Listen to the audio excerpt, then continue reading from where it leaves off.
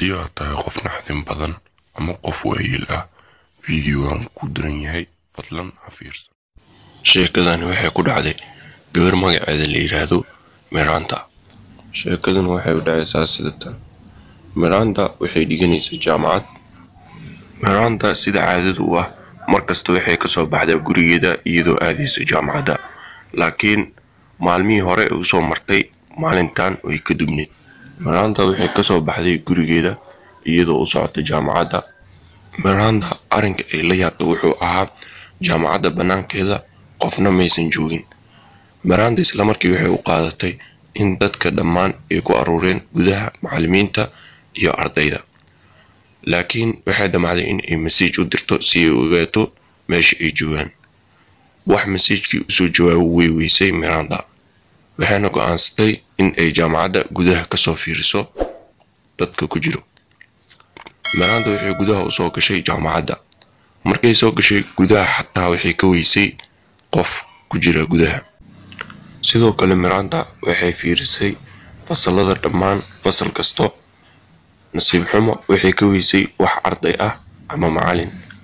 kadib waxay imaaday maqaayada ku taala jaamacadda dhexdeeda, waxayna ku aragtay hal wiil oo suxsan.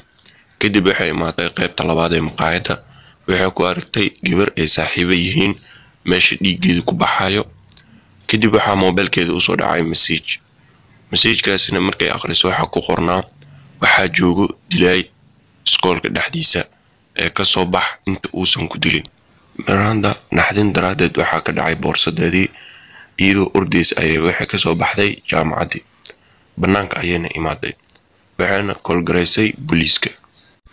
sababtoo ah Miranda markay soo bixisay ayaa waxay aragtay nin meesha qof mindi ku gelinayo. si toos ah wajigiisa uma arkin, laakiin miyarda dhexdeeda ayay ka dareemaysay. xoogaa kadib waxaa imaaday booliiska, waxayna qaadeen dhammaan wixii meydka meesha yaalay. qof walba oo meesha ku dhintay waxaa loo qaaday waalidkiisa. ardaydii badbaadayna meesha waa laga soo badbaadiyay. sidoo kale Miranda arrinkay aad ugu naxday wuxuu ahaa saaxiibteeda qaaliga ku ah ayaa meesha lagu dilay. Miranda saaxiibteedana sidaas ayay ku dhimatay. markii la fiiriyay kaamirooyinka ku xirnay jaamacadda, Miranda waxay aragtay nasiibka ka batay, sababtoo ah dilaygii meesha qofka ku dilayay Miranda wuu arkay. sidoo kale Miranda wuu ka soo tababaxay, wuxuuna soo baxsaday bistoolad. nasiib wanaag bistooladii ayaa ka dhacday. Mirandana sidaas darteed way badbaaday, wayna ka soo baxday meesha. maalinkaas wixii ka dambeeyay jaamacaddii waxaa la adkeeyay security-keeda. sidoo kale arday iyo macallin kasta oo soo galayna waa la baari jiray, asigoo la baarina soo ma geli jirin. Miranda markii ninka tuuga uu bistoolada ku hayay, haddii aysan bistoolada ka dhici lahayn Miranda maxaa ku dhici lahaa? fadlan haddii aad nagu cusub tahay channelka subscribe saar. haddii aad hore noola joogtayna videoga like garee.